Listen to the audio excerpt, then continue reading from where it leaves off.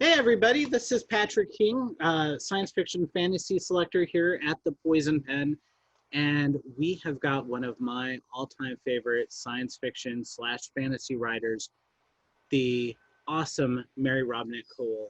Mary Robinette, welcome. Thank you so much Oh, for thanks taking the for time having me.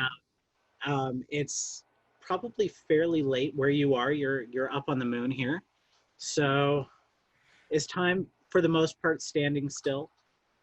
It is a usually a 2 week night, so that feels appropriate for the time that we are living in.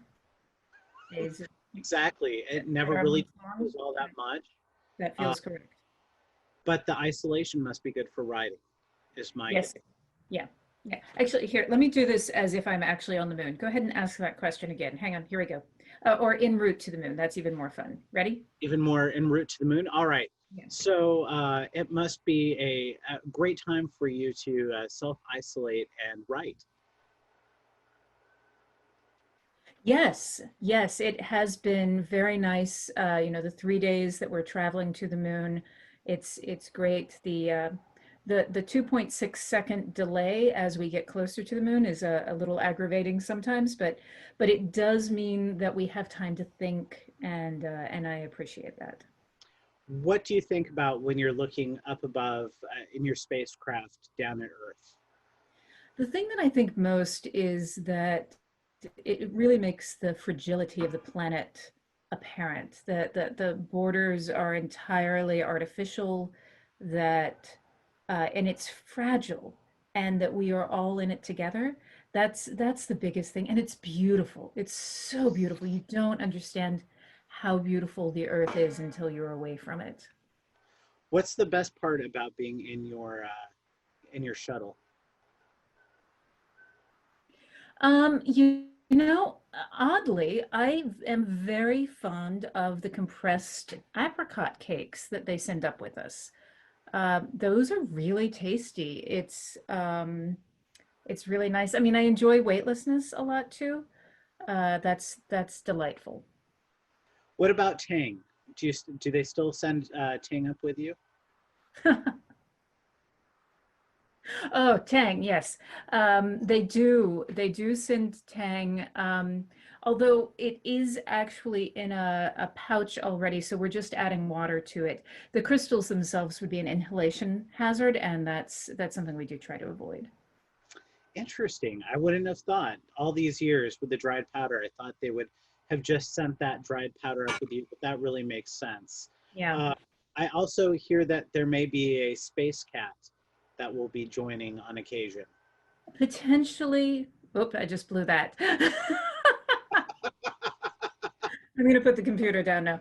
Um, do you want to meet the space cat? Oh, we'd love to meet the space cat. You may hear Elsie, a space dog. Elsie. Oh, no, I don't think she can hear me. Elsie, kitty, kitty. Hey there. Hi there. Come on. Elsie up. Elsie up. Yeah. I know it's a strange setup here. Yeah. There we go. This is Elsie. Is she your faithful riding companion right there, Mary Robinette? Um, she is my faithful, I would say, faithful procrastination companion. Um, the little bandit mask that she has is truth in advertising. Um, thank you for joining. Uh, if I were, not in a capsule, she also does tricks, but alas, there's no surface for her to do them on here, which is a little awkward. this is this is so cool. I'm really enjoying the Relentless Moon. As I said before, our program, I only try to go so far because years ago I spoiled a novel. And I've been a huge fan of the Calculating Stars Lady Astronaut series. And this is really exciting to see book three. 2 years ago, you were here for Calculating Stars with our very lovely friend John Scalzi, and you guys had just come from a exciting road trip across Yeah. California. Yeah, that was fun. And you all were so kind. You gave me Mars bars, which was hilarious. You had a tiny little cake. Yeah, I love visiting the Poison Pin so much. I'm so sad that I'm not there. Hey, I don't know if I can, I don't know if you probably don't have the ability to do this. Do you have the ability to walk around the store and just like pan by books so that I can just pretend that I'm in the bookstore? I might, I may, oh, not with this setup, unfortunately. I should have. Hardwired in. Yeah. I would be afraid that we'd lose the program if I Right. that out. We found that we were too choppy otherwise. Yeah. Some of the programs. Um, it's strange because we're so used to having customers in the store all around us, and we're able to entertain and sell books and talk about books person to person. And right now this is kind of the normal. We're more of an online bookstore until Arizona kind of calms down a little bit and we're able to open up those doors again. So it's been a strange new world. I'm sure it's been a strange tour for you. Yeah, it's interesting because on the one hand, because I'm not having to do physical travel, there's a great deal of freedom. Like I was able to have Kate Elliott on with me for one event, and she's in Hawaii. Elia Don Johnson and I were together last night, and she's in Mexico. So so there's a lot of benefits. Like I would not be able to bring a capsule with me, although like I had planned, I had the flight suit planned. Um, but so there are some silver linings to it, but I miss the connection to the people a lot, and I miss the and I like I just like bookstores. I miss them. It's sort of nice when you're done with a program, not only to chat with everybody, but then to say, depending on which city you're in, just browse around the store for a little bit after the program and sort of decompress. We have a lot of writers who end up doing that, take a little bit of time for themselves before they go back to the hotel and then have to get up at that, for whatever reason, out of Phoenix. They're up at 3 or 4 in the morning to get out. Yeah, why is that? It's just mean, is what it is. It is. And, sometimes the flights aren't that long. Usually, most of the time, we see authors going from Phoenix to Houston because of Hmm. Murder by the Book. And then from there, they're going on to, somewhere off onto the East Coast. So they're not horrible flights, which is good. Usually it's, Los Angeles to Phoenix, Phoenix to um, Houston. And in your case, a couple years ago, it was Los Angeles to World's Best Jerky to the Poison Yeah, yeah, which really was preparing me for space food. Pit. Everything, Exactly. everything freeze dried. Yeah, I mean, that that that road trip with John Scalzi was one of my very favorite things. And just the timing worked out so well that we both, needed to be someplace else, and then being able to work in stopping places. I think we both thought that we would get on each other's nerves.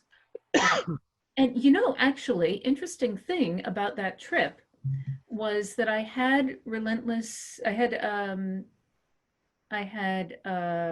just because we were coming from Worldcon, Tor had just told me that they wanted two more books, and I needed to turn in pitches, and I had like I knew what I wanted to write, but I didn't have a title for it. And so John and I brainstormed the title for Relentless Moon on that trip. That's great. What a Yeah. great road game.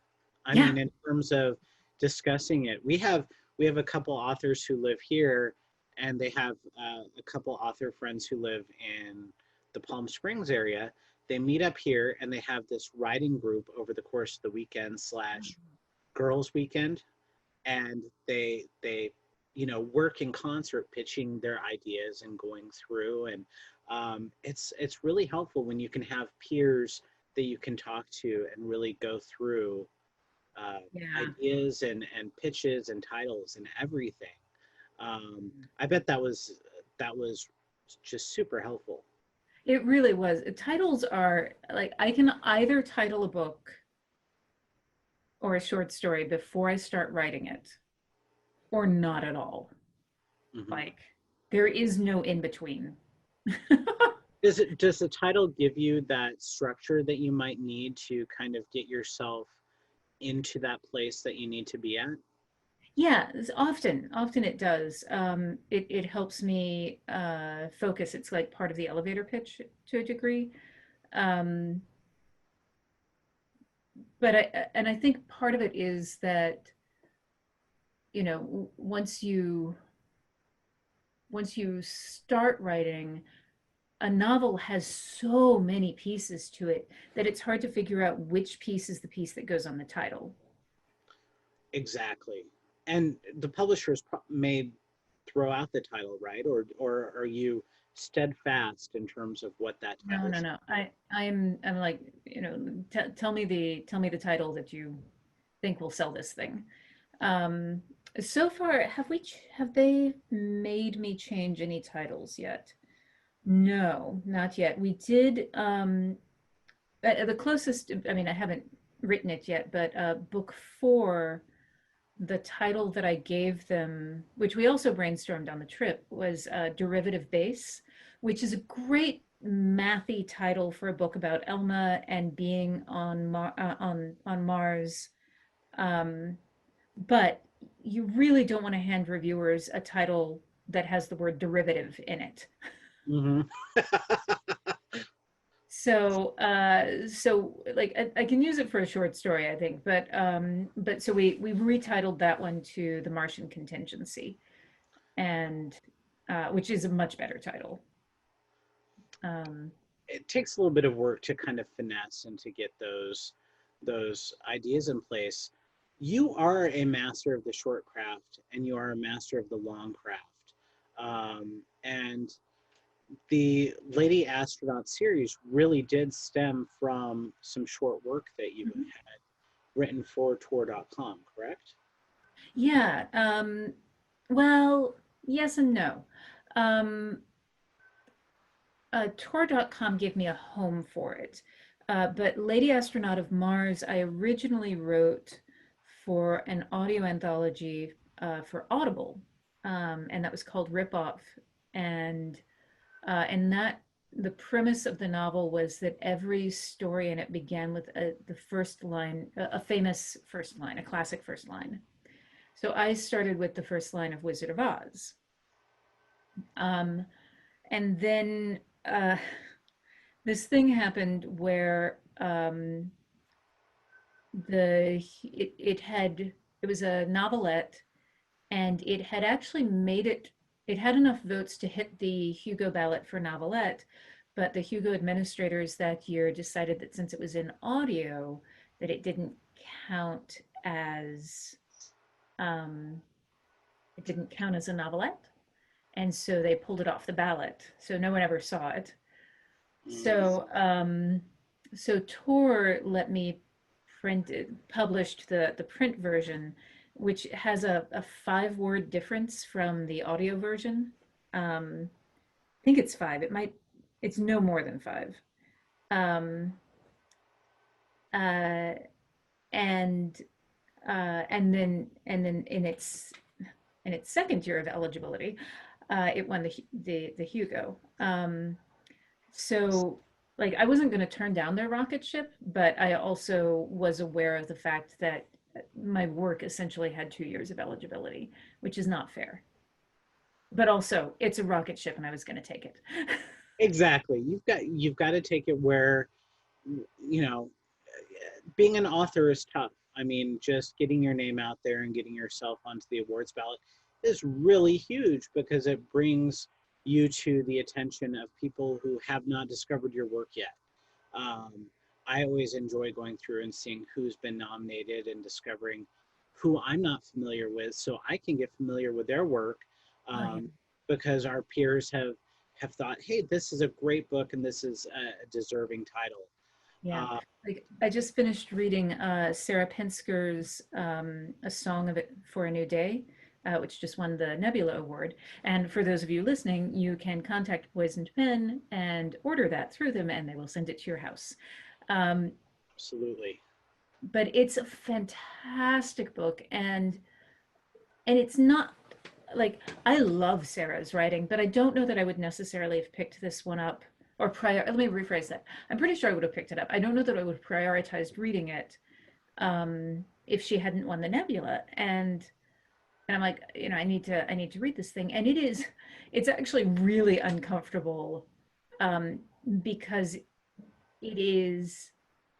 She wrote it well before the pandemic, but it's essentially 10 years into our future, and because there's a pandemic, and and it's 10 years after that point, and it's like all of the isolation is still, it's really kind of uncomfortable to read now, but it's so good, and it's a really good cautionary tale also.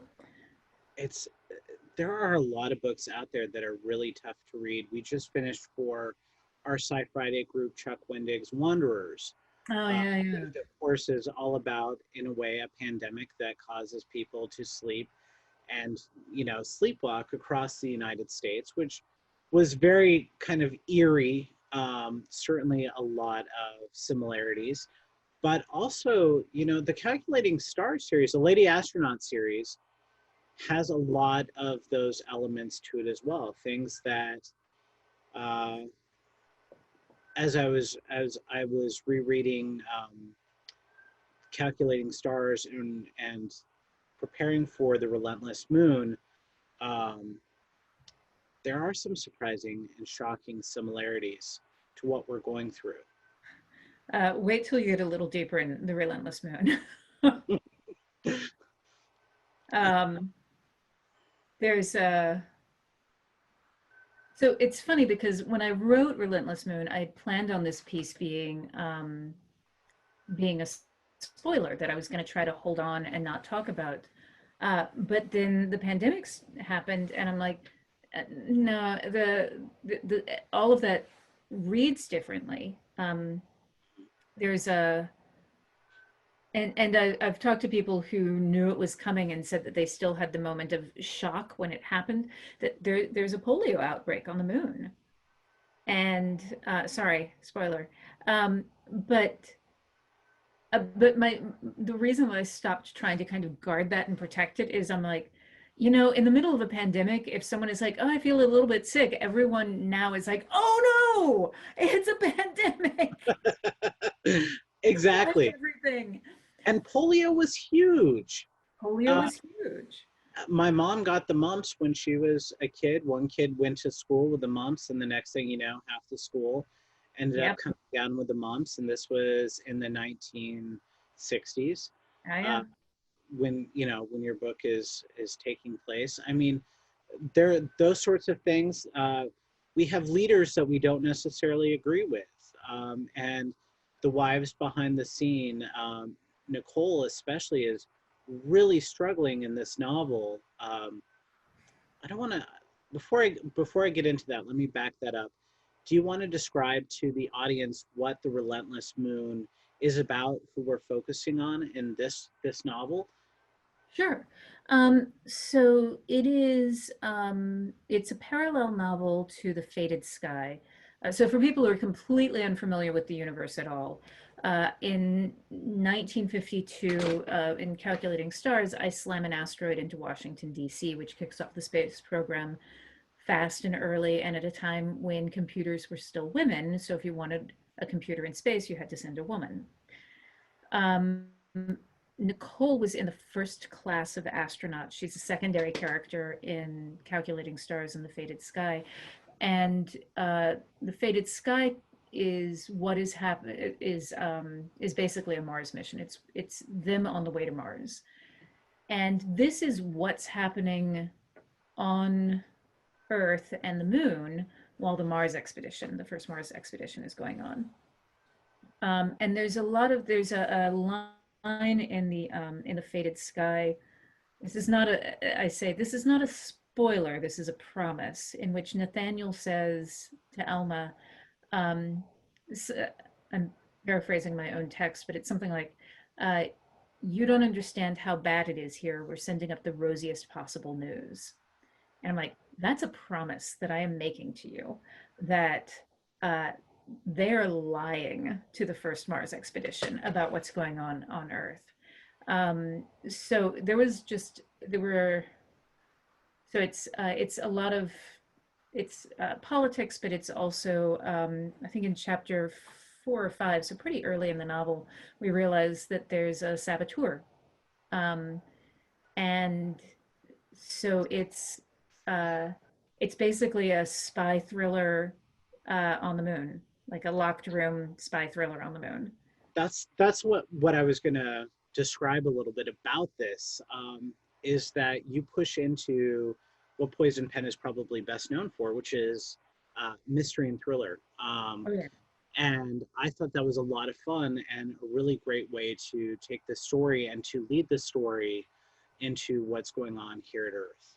Yeah. It would make sense that there would be some sort of political intrigue that would be occurring while this entire world is just sort of falling apart. And there's Nicole realizing how bad it is. And, And she's a woman over 50 in the early 1960s, and getting people to listen to her. I mean, it's hard for me sometimes to get people to listen to me as a woman in the 21st century. I had a conversation, the meeting the other day, and it was a meeting with people that I'm like friends with all of them. And I was like, well, what if we did this thing and we do like A, B, and C? And one of the guys in the room is like, I have an idea. What if we do this thing and we do A, B, and C?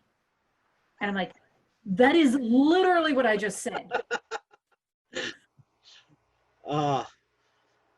It's, and he wasn't being ironic. He had been thinking and had not heard me. And it was just like maddening. You know, one of the things that I've been trying to do something different and special at each stop. absolutely. So one of the things that I have, if you'd like me to, is I have a deleted scene. Ooh, that would be great. That's really exciting. Now, granted, we are going to be on YouTube. Oh yeah, Later, no, I know. so you're okay with Oh yeah, sharing the world? Okay. yeah. I I'm just completely fine with sharing. This is a scene that does not exist in the novel. Ergo, no spoilers, nothing like that. So, but I think I get very interested in process. And so I think that, like I could read to you from, you know, from this book, but hopefully you will order it from Poisoned Pen, and it will arrive at your door. I have a whole box of books that I am signing and sending to them, so you will get signed copies. And also you get a mission patch exactly. if you order from Poisoned Pen. This this is unique. We still have a few left, so if you're wanting to get your hands on something that nobody else is getting, uh, or very few people. I mean, those Very who few. are independents. Um, Actually, we have 3 different patches, and so this is the patch. So it is like not this one. You really do have to order from Poisoned Pen to guarantee that you're going to get that one. Yeah, I'm trying my. I love bookstores. I love independent bookstores so much. So like folks, if you're watching this and you're thinking, you know what, but I'm not really, I'm enjoying this, but just contact Poison Pen and order any book. Like seriously, if you're enjoying this, it's because an independent bookstore is taking the time and doing it. And like you can't go into the bookstore, you can't have them hand sell the book to you. This is the closest you come. But still you can support them so that they're there when we can go back in the after. exactly. And one of these days, once Arizona sort of calms down, we don't have all of this kind of horrendousness. going on, our doors will open back to normal, and you know, we'll get to see Mary Robinette, you know, in maybe next year or the year after. That's my hope. I Brilliant. know you don't get to come for every book, but I mean, we've been seeing you since uh, your Regency series that Yeah. you've been writing. I remember a real fun event that you did with Marie Brennan and yourself, Yeah. and that was just a blast. Yeah. So, I mean, I- we have a history with a lot of writers, and it's exciting because we get to share that and we get to grow with you, and that's what's so much fun. yeah. So, It's lovely. Well, shall I read this thing? please, absolutely, All right. So a little bit of setup. Um, so for those of you who have the book, or will have the book, this takes place um, around chapter 11. In this incarnation, chapter 11 ends different, or the first scene of chapter 11 ends differently. So, the, excuse me. What you need to know is that in chapter 2, sorry, I just swallowed some tang that was floating in the air. In chapter 2, there was a rocket explosion. There have been hints that it is potentially sabotage. And in the scene previous to this, Nicole and her husband had been pulled out of church by the FBI because one of the other astronauts had just been killed, specifically shot. Um, so, with that, here we go into a scene that and a plot line that does not appear in the book at all, but it gives you a sense of it still has the tone and the urgency. I had been in this undisclosed location before. When I was first tapped for the astronaut corps, they brought all the women to this underground bunker and had us work with a stylist before our first introduction to the press. Not an astronomy instructor or a pilot or a trainer, but a stylist. This time, we got FBI agents. I stepped off the elevator, an unknown number of feet below the earth, and into the same long hallway with the green shag carpet from 10 years ago. Or longer, probably. Agent Boone opened the door onto the briefing room for us, and Kenneth paused to let me go through the door first. The wood-paneled walls had nicks in the edges from furniture being moved around. The green carpet, which was probably intended to evoke a forest glade, had cigarette burns spotting the edges near the giant wood conference table. Curtains hung over faux windows, which were lit from the back with a warm golden light that fooled no one. It reminded me of life on the moon. We desperately tried to create the illusion of Earth there, too. Betty looked up from the table. Randy Cleary sat hunched beside her, holding his head. She patted his back before standing to meet us. Her eyes were red at the corners. We probably should have said something profound or asked for information. Instead, she came around the table and we just hugged each other. I heard Kenneth move toward Randy and hoped that he could comfort him, but for the moment, Betty and I existed outside their sphere of influence. When we'd started, she'd been at odds with half the team because she was a journalist, embedded as one of us. The rest of us had earned our spots, but she'd cut a deal. Now? Now she was in public affairs and everyone was happier. She tightened her grip for a moment before releasing me. They caught me on the way to the 99s. You? We were at church. I wiped the skin under my eyes. Has anyone talked to Julia yet? She shook her head while shrugging. I don't know. They aren't telling us a lot. Not true. Randy lifted his head and had deep bruising under his eyes. Oh, hell. The ballistic landing of the rocket that had exploded. He'd been the pilot. Oh, double hell. Cristiano, who had just died, had been his Capcom. They aren't telling us anything. I crossed the room and sat down next to him. What about your family? Here. He swallowed. Maybelle is with the kids down the hall. I raised my eyebrows and looked to Kenneth. Darling? He was standing near the door, giving us room. Yes. Could you be a dear and throw your weight around? I'd like to know what the hell is happening. As if summoned, Clemens strode into the room with his ubiquitous cigar smoke surrounding him. The only place he didn't smoke was in the clean rooms. Good morning, everyone. Is it really? He stopped and stared at me. No, of course it's not. Clemens put a folder filled with papers on the end of the conference table and sank into one of the leather chairs at the end. Kenneth cleared his throat. Director Clemens, I wonder if you can tell us more about what is going on. I cannot.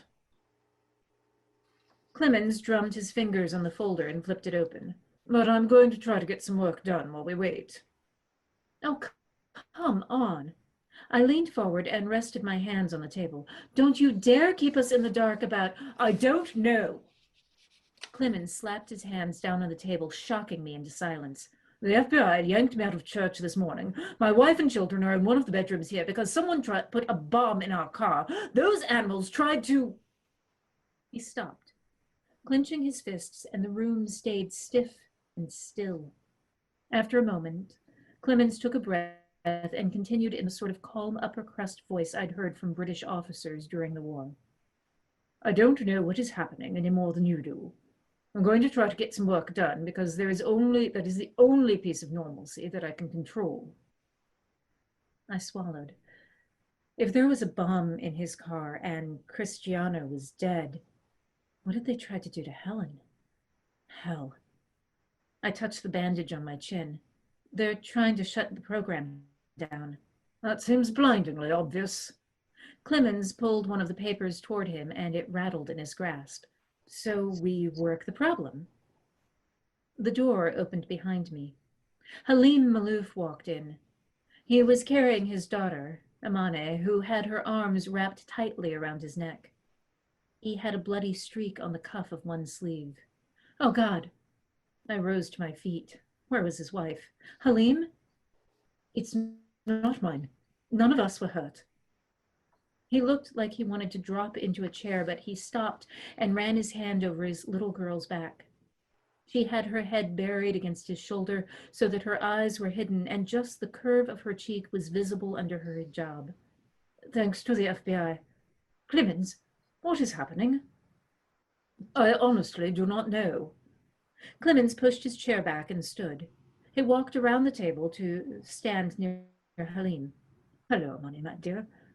My Emma is down the hall with the other children. Would you like to join them? She just tightened her arms around her father's neck, and I wondered what she had seen. I remembered the children after the meteor and the way they clung to their parents. I walked to the end of the table and pulled a chair out for Halim. He sank into it, shifting Amane so that she sat on his lap, but she wouldn't let go of him. The others? I looked around the room. There were 4 astronauts here. Randy and Halim had been in the original 7, and I suddenly realized that they were all that was left. Stetson Parker and Esteban Terrazas and Derek Minkowski were on the first Mars expedition.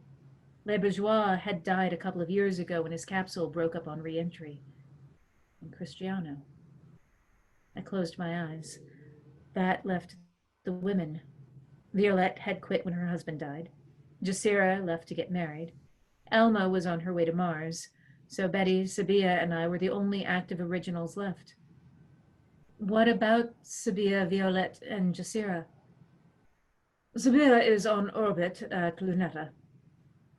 Clemens turned toward me and took a puff of his cigar. Blowing out the smoke, he asked, Why do you ask about them? Kenneth cleared his throat. Agent Boone said there was a manifesto. They're planning on killing all the astronauts. Thank you. You would have had a room full of claps. Facebook was just blowing up with lots of thumbs ups. People were really excited about your reading. sometimes an author will come up and they'll do a reading and it's a little boring. As a professional actress, you're never boring, Oh, and I thanks. know that you do all of your, um, or at least you've tried. I'm not sure if every book you've had the opportunity to do so, but at least with this series, you've read for Audible all of your books. Yeah, I do. I have thus far narrated all of my own novels. I haven't narrated all of my own short fiction, but they because I'm an audiobook narrator anyway. So I've narrated 70 plus novels for other people. Um, which let me tell you, I have some narrator friends who are like, oh yeah, I haven't done that many. It's only like 700. I'm like, um, uh, but even with that, even with professional credits under my belt, the first novel that I narrated, Shades of Milk and Honey, I had to audition to narrate my own book. Wow. And we have to talk about it every time. It's not a guarantee that I'm going to get to narrate my own novels, Gosh. which like I actually support them on that because I'm not going to always be the right voice. So far I have been, um, but eventually I'm going to write something where it's like, and no, um, you know, Yeah, I could see that. And sometimes you're a little too close to your work, so you've got to separate or step back a little bit. How do you prepare for doing a narration? Are you reading for 8 hours straight, or are you, doing an hour or two a day? Because 17 hours of narration straight seems almost impossible. it's long. Um, so with Relentless Moon, Audible and Tor cooperated and they let me live stream the entire narration process on YouTube. So you can see day one and day two. Um, and I, I think I have to look. The bloopers, if they're not up right now, they will be up by tomorrow. I just suddenly realized that I'd uploaded them and I'm like, wait a minute, did I set that to public? um, so I'm gonna go check on that. Um, but when I'm narrating a book, it is an 8 hour day, but it's not 8 hours straight. It's um, 2 hours on, 15-minute break, 2 hours on, an hour for lunch, another 2 hours. So you're doing it in 2 hour chunks. You're doing a lot of hydration. And the other thing is that every time you make a mistake, you have to correct it. And so there are lots of micro pauses all through the day as the engineer is backing up and finding the right spot and you're continuing on. So it's not, or we'll hit a word that I suddenly realize that I wrote but have no idea how to say. And so we'll pause while we go look that up. When I'm much better about my prep when I'm narrating somebody else's book. But with my own, it's actually I always think, okay, this time when I'm writing or editing, I'm gonna make note of the words that I don't know how to say. And then I will have already done my prep. But by the time it's time for me to prep the novel, the thing you have to do when you're prepping someone else's is to read through and look for characters that you don't recognize. Look for italics because that usually means that there's something in a language that is not English. Um, and then I'll read the first third of the novel, by which point most characters have been introduced, and then I'll skim the rest of it.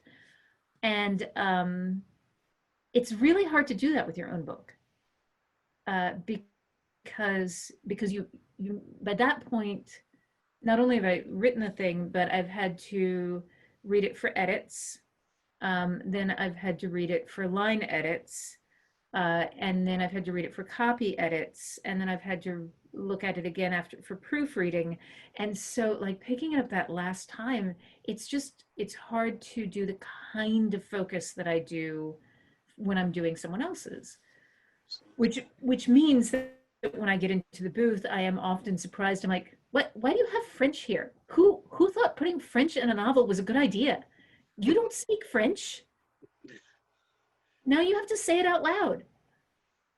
This one actually was like, I was reasonably good. Some of the other Faded Sky, I was just like, I sat down to narrate it, and narrator Mary Robinette hated author Mary Robinette a whole lot because I'm like, it's an international aerospace coalition, so I'm going to make sure that there's times when people are just speaking in Spanish or Portuguese, and and I did, and then I had to say it out loud. Do I speak either language? No, I do not. Have I So do you taken get Duolingo? Yes, I have. Is that the same? Not even a little. do you have to get a language coach or somebody like Yeah, I that do. to help you Yeah. pronounce and make sure Yeah. that you Yeah. For the Portuguese, Fabio Barreto, which is Barreto. Double R is pronounced with a H sound in Portuguese. But he's also an author, and he does translation, and some narration as well in Portuguese. So he was wonderful and coached me through that, as well as giving me recordings. I had somebody else. This book has Arabic in it, which I do not have at all, and so I had two different native speakers who recorded it for me, very very slow, and then at normal speaking pace. And the thing about language is that there's a big difference between the way you say a word when it is isolated versus when it is in a flow, that you'll lead some sounds, you'll run things together. Um, so I need the slow things so that I can kind of tell what the general shapes of the words are. But then when you speed up, sometimes it's just like half the syllables appear to go away. exactly. Any language does that. Yeah, I think yeah, that, when we listen to British English, for instance, it's every now and again I need to turn on the subtitles until I can pick up the accent enough to be like, okay, I can take those off to feel comfortable catching every word. I'm yeah. a bit of a BritBox and acorn nut, so I watch a lot of British television, and it's tough sometimes, especially if you're getting to the northern part of Oh yeah. England. It's a lot. It's a bit different, that accent. So I do have some really nice comments from the audience, and I do want to mention a few things. Mary Dominiak, and Mary, I apologize if I've butchered your name. She says the tension created by the loss of contact with the US HQ on Earth was superb. Was the preservation of that tension why we didn't get more of what happened on Earth? She said it was great, and I loved your reading Um, yeah, so I try to only put stuff in the books that they know about directly. I'll tell you that my first thought with when I knew that I wanted to write a parallel novel about what was happening on Earth while Elma was off, and my first thought had actually been to tell it from Nathaniel's point of view. But when you have an entire series that's branded Lady Astronaut novels, you kind of want them to be a lady and an astronaut, and Nathaniel is neither. Um, and and I also wanted them to be, I wanted space. I wanted to be on the moon. So that of necessity meant that I didn't get to tell you a lot about what happened on Earth, because there was no way to really let you in on the details of that without having a big attention drop, because it was all going to be stuff that was reported to them. And to be, they also didn't know the extent of the damage, and that wasn't the priority, was because there was nothing that anyone on the moon could do about it. I toy with the idea of writing a short story about someone who is in the building when things go down. Um, but but I'm living very much in a too many ideas, not enough time world. here. Right. That's a good problem to have. It really That is. really is. That's so exciting. It means that you probably don't experience writer's block very often, if at all. Writer's block is a different thing. Because writer's block is based on for me, it's that you are working on something, and something has either gone wrong with the story and you haven't identified it yet, or there's some external thing, um, like the world is on fire, that Hmm. is causing that is distracting your narrative brain to dealing with real world problems, and you don't have the energy to spare to spend on fiction. True. So for me, it's a different thing. Interesting. Gabby Raymond asks, do you know what happens to Emma before you can think of what happens to Nicole? I imagine one character at a time dominates your thinking. Yeah, I would say so. Like with Elma, there are parts of her timeline that I know, and I'll like for those of you who've read The Lady Astronaut of Mars, you'll notice that Elma is not working as a computer at that point. She's just working as a pilot. And I know what happens between um, you know now and then in her timeline to cause that change to happen. Which I'm not going to tell you because at some point I'm going to write it. Um, but there's also big gaps that I have no idea about. So I kind of know tent post moments, giant memory kind of things. And with Nicole, it's much the same thing. Like there were pieces of Nicole that I was aware of when I was writing Elma, but very much from Elma's point of view. And the things that I knew about Nicole, um, like I knew about her Nicole's mental health issues. I knew about that when I was writing Nicole.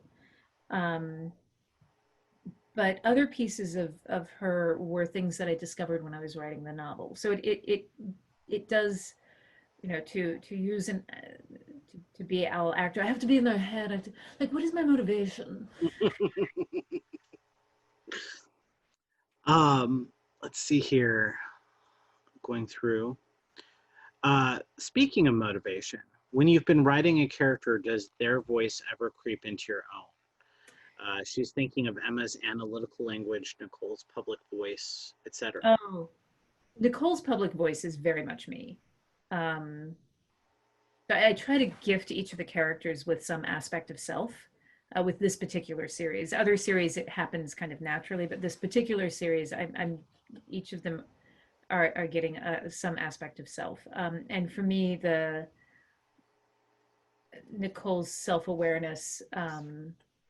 Sorry, you can't see it, but behind this console, the space cat is apparently trying to unwire something. And I can just hear these tiny little claws in places that they should not be. All do you fine. do you need to grab? Do we need to pause so that you can grab No, the space cat? Elsie. Yeah, what are you doing? Okay. Um, Cats are great, aren't they? they really are. Um, uh, but I do, the thing that I have found creeping into my language um, from both women is pilot language, pilot astronaut stuff. Like I'm much more likely to use metaphors that are somewhat rocketry based. Sometimes in the way Elma does when I'm talking to my husband. Um, Let me be clear. I know that those are goofy. They were never intended to be serious. They know they're ridiculous too. Um, but that's much more the kind of thing that is really creeping in for me. I was reading an interview that you did with, I want to say, a online physics journal. Oh Uh, yeah, I got to do physics today and space.com. yes, Physics Today was the one I ended up reading, I'm and just so excited by that. isn't that cool? I mean, they extolled you for your your grasp of science, and you're building the science in with your books. Um, and I've got to say, it's hard to know what's fiction and what isn't, because you've done such a great job of bringing in the details without, us building a nuclear weapon in our basement like Tom Clancy did. I mean, it's amazing. How did you do that? Well, I mean, he gives you so much detail Okay, on great. how a Yeah. missile is built. I mean, if you really read into it, you could, you potentially could draw out the plans. Um, so the thing is, like, we've been talking about going to Mars and the moon since before we got people off the planet. And so a lot of the science that I'm using was stuff that they were planning on doing, or discussing in the day, and then run through contemporary scientists, astronauts, rocket engineers, who the thing that I should the thing I cannot take credit for is any of the correct of like I can't take credit for any of the math or any of the equations or any of the um, and a lot of the jargon. What I can take credit for is recognizing my strengths and correct hiring, and going to people and asking for help. Like that's I can take credit for that. So I would just go to people and say, "Hello, I am having some trouble with this. Can you help me?" Sure, thanks. Um, so I've just been had a space brownie delivered, which Oh, is okay. uh, um, That's amazing. I'm like, You've got full service robot work right I there, know, right? I It just know. Well, and also I'm like, it's also because it's a green plate, it's vaguely translucent here. oh, ooh. Uh, space magic. Space magic, Mary It's Robinette. magic. But I'm also not going to turn the brownie down. Nor should you. It's Um, warm it, still. Folks, you gotta. Oh God. so who's the baker in the family? My husband's the baker. We divide the things. We generally cook dinner together. I am a more comfortable improvisational cook than he is, and he's a more comfortable baker than I am. Nice. So I'm gonna eat this brownie. What were you asking I me? I'm not exactly sure now. But that's what I love of doing these interviews, is they're so much more informal. We get the chance to really just relax and enjoy, each other's company. We'll have dogs barking in the background, and cats deciding to join the show. We've had a few snafus where the cat's laid on the keyboard or something else, and so it's I've just never had that happen. this novel is brilliant. Yeah, true fact. Um, Elsie sometimes steps on my keyboard, and I will just I just tweet them whatever it is that she's recently written, which started because she actually did accidentally send a couple of tweets, and now I tweet them. I'm like, this has been a message from your feline overlord. Mhm. So I had a lot of them, and I kept joking about it. Someday she's going to write a book. So I wrote a children's book, and on a lark that's basically Elsie's text with this story about this tiny feline who's trying to let her owners know that they're invisible aliens, and that they appear through the reflections of mirrors, and that she chases them and tries to shut the portals down, but no one is paying attention to her, and there's going to be an uprising. Anyway, so you have a moment where you just do something ridiculous. And so I wrote this thing and I sent it off to my agent. I'm like, ha ha ha, Elsie wrote a book, ha ha ha. And I thought he was going to laugh. And instead he submitted it someplace. Good for him. That's an agent there for you, Yeah, I have. It's called. This has been a message from your feline overlord, and I have no idea if anything's gonna happen. You never know. You never know. It cracks me Um, up that he's like, I'm gonna submit this. I'm like, okay. I love it when you find uh, children's books in unexpected places. Cory Mhm. Doctorow just wrote one about a little girl and monsters, and it's really a cute book. Yeah. Always a surprise, always a surprise. So, Mary Robinette, what's in the future for you? What are we seeing? And once you come down out of space, and Well, like the next book is also in space, but it is not a lady astronaut book. interesting, Um, yes, it is called The Spare Man. You'll like it. It's a murder mystery. nice. Um, do you know the Thin Man movies? Yes, yes. Okay. So I love the Thin Man movies a lot, a lot, a lot. And this is basically my love story, or my love letter to the Thin Man movies. It's the Thin Man in space. That's great. It's a locked room murder mystery on an interplanetary cruise ship with a newlywed couple and their small dog Gimlet. Oh, Gimlet. So I'm having a feeling that there's going to be some alcohol. Yes. Uh, Do you want the first two a couple of paragraphs? Absolutely, yeah. If you'd All like to right. share. So, chapter 1 of The Spare Man. Martini, 2.5 ounces gin, 0.75 ounces dry vermouth, dash orange bitters, stir over ice for 40 seconds, drain, garnish with lemon twist or olive. There was something magical about being anonymous. Tesla Crane sat on a bar stool at a high table in the karaoke lounge of the interplanetary cruise ship Lindgren and could not get the server's attention. It was marvelous.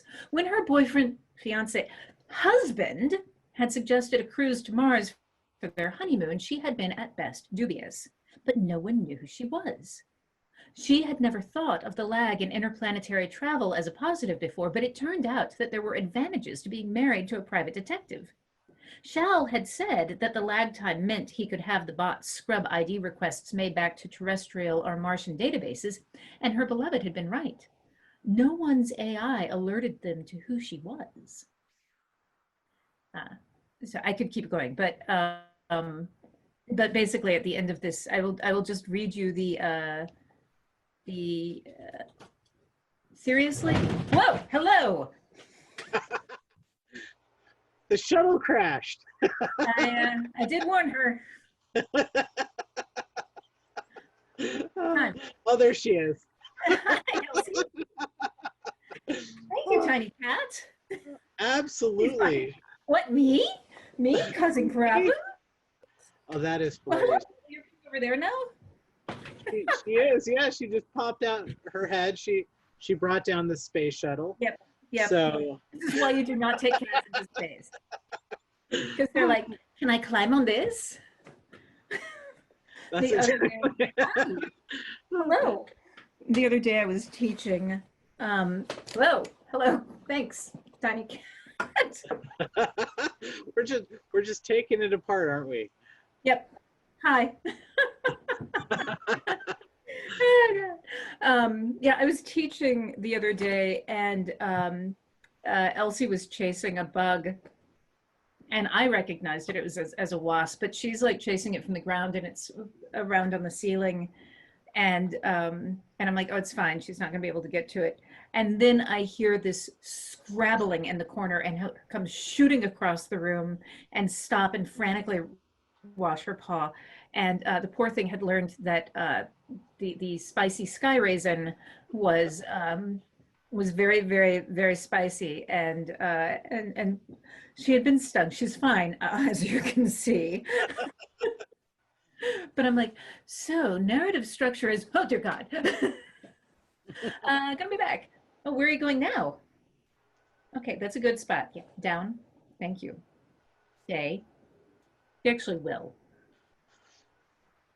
He's a well-trained cat. She is. She is indeed. Well, Mary Robinette, I think this is a great time to say goodbye. You've given us a great taste, and your cat is clearly telling you it is probably 11 o'clock where you are at your where you're at. It's only 10 o'clock here, so 10 early. o'clock. Oh my gosh, so early. And you know, he's like, it's time for us to get ready for brownies and a little cat nap. So we're gonna say good night to you.